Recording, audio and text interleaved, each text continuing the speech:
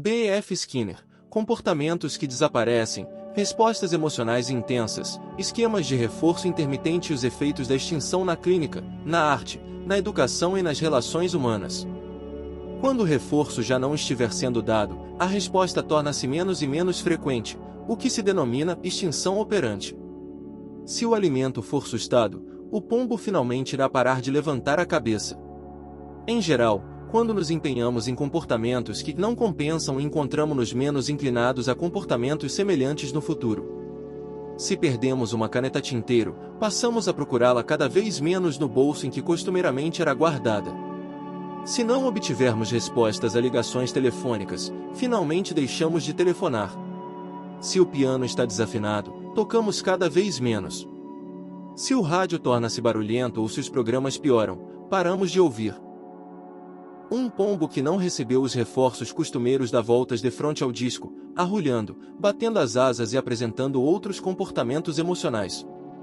O organismo humano mostra um duplo efeito semelhante. Se o triciclo de uma criança não responde às pedaladas, ela não apenas para de pedalar como também exibe, possivelmente, um violento comportamento emocional. O adulto que encontra a gaveta de uma mesa trancada pode parar logo de puxar, mas pode também golpear o tampo da mesa, exclamando diacho, ou exibir outros sinais de cólera.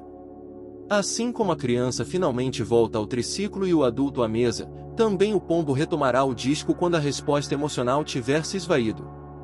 À medida que outras respostas não forem sendo reforçadas, outros episódios emocionais poderão ocorrer.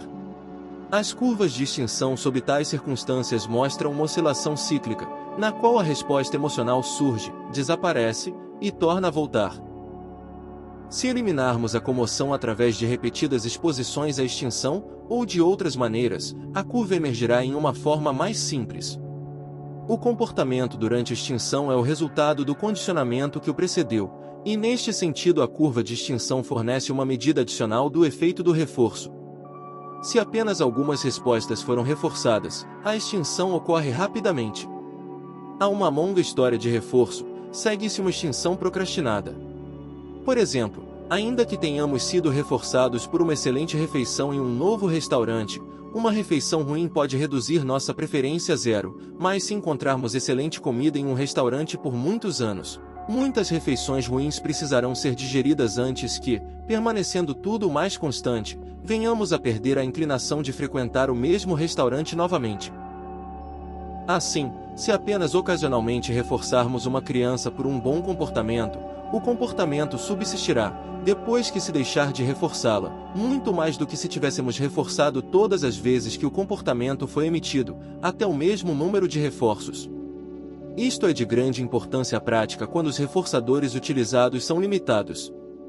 Problemas deste tipo existem na educação, na indústria, na economia e em muitos outros campos. Sob alguns esquemas de reforço intermitente, cerca de 10.000 respostas podem aparecer no comportamento de um pombo antes que a extinção se complete substancialmente. A extinção é um modo efetivo de remover um operante do repertório de um organismo. Não deve ser confundida com outros procedimentos idealizados por ter o mesmo efeito. A técnica correntemente preferida é a punição, a qual engloba processos diferentes e é de eficácia discutível. O esquecimento é com frequência confundido com a extinção.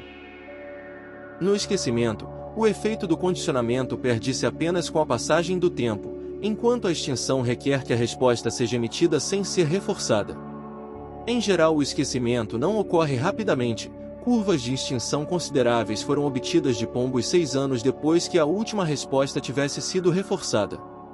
6 anos é por volta da metade da vida normal do pombo. Durante o período considerado, os pombos viveram sob circunstâncias nas quais as respostas não poderiam ter sido reforçadas. A asserção de que experiências primevas determinam a personalidade do organismo adulto pressupõe que o efeito do reforço operante seja de longa duração. Assim, se por causa das experiências da primeira infância, um homem casar-se com uma mulher que lembre sua mãe, o efeito de certos reforços deve ter subsistido por longo tempo. Os efeitos da extinção. A condição na qual a extinção está mais ou menos completa é comum, ainda que frequentemente mal entendida. A extinção extrema às vezes é denominada abolia. Defini-la como uma falta de vontade não resolve, pois a presença ou ausência de vontade é inferida da presença ou ausência do comportamento. Contudo, o termo parece ser útil ao sugerir que o comportamento está em falta por uma razão especial, e é possível fazer a mesma distinção de outro modo. O comportamento será forte ou fraco em consequência de muitas variáveis diferentes, sendo a tarefa de uma ciência do comportamento identificá-las e classificá-las. Definimos qualquer caso dado em termos da variável. A condição que resulta de extinção prolongada parece-se superficialmente com a inatividade resultante de outras causas. A diferença está na história do organismo. Um aspirante a escritor que tenha submetido originais à apreciação de editores e os vê de todo rejeitados poderá dizer que não consegue escrever nem mais uma palavra. Pode ser que esteja parcialmente paralisado pelo que se denomina cãibra de escritor.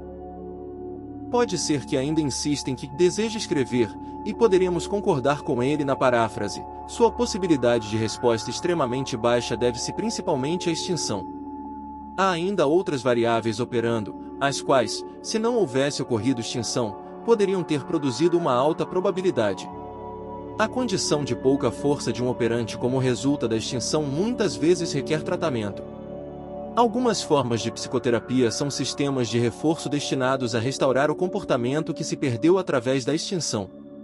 O terapeuta poderá fornecer o reforço, ou providenciar condições de vida nas quais o comportamento seja reforçado.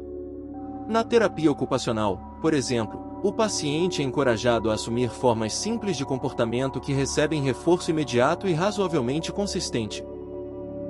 Não traz vantagem alguma dizer que esta terapia ajuda o paciente dando-lhe um sentimento de realização ou melhorando seu moral, reconstruindo seu interesse ou removendo ou evitando desânimo. Termos como estes vêm apenas somar-se ao crescente número das ficções explanatórias. Alguém que se dedique a uma dada atividade prontamente não está mostrando um interesse, está mostrando o efeito do reforço. Não se dá a ninguém um sentimento de realização, reforça-se uma determinada ação. Desanimar-se é apenas não responder por falta de reforço. O problema consiste simplesmente em discorrer sobre probabilidade de resposta em termos de uma história de reforço na vida diária. E na clínica e no laboratório, precisamos saber o quão reforçador um determinado evento é. Muitas vezes começamos observando até que ponto nosso próprio comportamento é reforçado pelo mesmo evento. Com frequência este procedimento leva ao malogro, ainda assim acredita-se comumente que os reforçadores podem ser identificados independentemente de seus efeitos sobre um determinado organismo. Contudo, no sentido em que o termo é aqui usado, a única definição característica de um estímulo reforçador é que ele reforça. A única maneira de dizer se um dado evento é reforçador ou não para um dado organismo sob dadas condições é fazer um teste direto. Observamos a frequência de uma resposta selecionada, depois tornamos um evento a ela contingente e observamos qualquer mudança na frequência. Se houver mudança, classificamos o evento como reforçador para o organismo sob as condições existentes. Não há nada de circular em classificar eventos com base nos seus efeitos, o critério é empírico e objetivo. Os eventos que se verifica serem reforçadores são de dois tipos. Alguns reforços consistem na apresentação de estímulos, no acréscimo de alguma coisa, por exemplo, alimento, água, ou contato sexual, à situação. Estes são denominados reforços positivos. Outros consistem na remoção de alguma coisa, por exemplo, de muito barulho, de uma luz muito brilhante, de calor ou de frio extremos, ou de um choque elétrico, da situação. Estes se denominam reforços negativos. Em ambos os casos o efeito do reforço é o mesmo, a probabilidade da resposta será aumentada. Em todos os campos em que o comportamento humano figura com proeminência, educação, governo, família, clínica, indústria, arte, literatura, e assim por diante, estamos constantemente mudando probabilidades de resposta ao arranjar as consequências reforçadoras. O industrial que deseja seus empregados trabalhando de acordo com as suas especificações e sem absenteísmo precisa certificar-se de que o comportamento deles esteja sendo reforçado convenientemente, não somente com salários, mas com adequadas condições de trabalho. A garotinha que deseja um novo encontro deve assegurar-se de que o comportamento de seu namorado convidando-a e comparecendo ao encontro seja apropriadamente reforçado. Para ensinar uma criança a ler, a cantar, a jogar eficazmente um jogo, Precisamos elaborar um programa de reforços educacionais no qual as respostas adequadas sejam recompensadas frequentemente. Se o paciente deve retomar para outra consulta, o psicoterapeuta necessita assegurar-se de que o comportamento de vir até ele em alguma medida eventos reforçadores quando se tenta descobrir o que se espera da vida. Quais são as consequências responsáveis pelo repertório atual e pela frequência relativa das respostas no repertório? Respostas a vários tópicos de uma conversação nos dizem alguma coisa, mas o comportamento diário é o melhor guia. Inferimos reforçadores importantes de coisas não mais inusitadas do que interesse por um escritor que se ocupa de certos assuntos, por lojas ou museus que exibem certos objetos, por amigos que participam de certos tipos de comportamento, por restaurantes que servem determinadas espécies de alimentos, etc. O interesse refere-se à probabilidade que resulta, ao menos em parte, das consequências do comportamento de ter um interesse. Podemos ter mais certeza da importância de um reforçador se observarmos o comportamento ir e vir de acordo com a apresentação e a retirada, alternadamente, do reforçador, pois a mudança na probabilidade assim parece menos ser devida a uma mudança acidental de qualquer outra espécie. O comportamento de associação com um determinado amigo varia conforme varia o fornecimento de reforço pelo amigo. Se observarmos esta covariação, poderemos estar seguros a respeito de que significa esta amizade ou do que alguém vê em um amigo. Esta técnica de avaliação pode ser melhorada para uso na investigação clínica e de laboratório. É possível fazer um inventário direto pedindo que um sujeito olhe para um conjunto de fotografias e registrando o tempo que ele gasta com cada uma. O comportamento de olhar para uma fotografia é reforçado pelo que nela se vê. Olhar para uma determinada foto pode ser mais fortemente reforçador que olhar para outra, e o tempo varia em conformidade.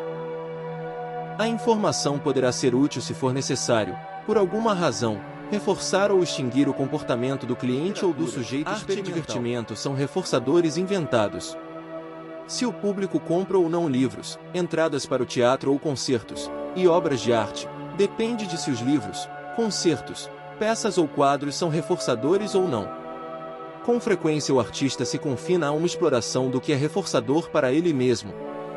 Quando assim o faz, seu trabalho reflete sua própria individualidade, é pois um acidente, ou uma medida de sua universalidade, que o seu livro, peça, partitura, quadro, seja reforçador para outros.